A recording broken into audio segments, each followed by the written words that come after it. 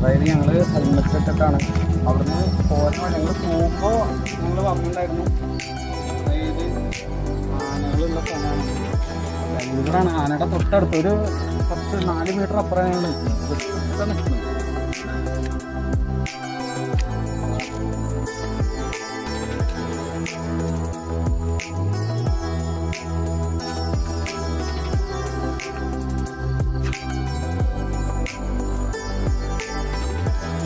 ആനക്കൂട്ടം തന്നെ ഉണ്ട്.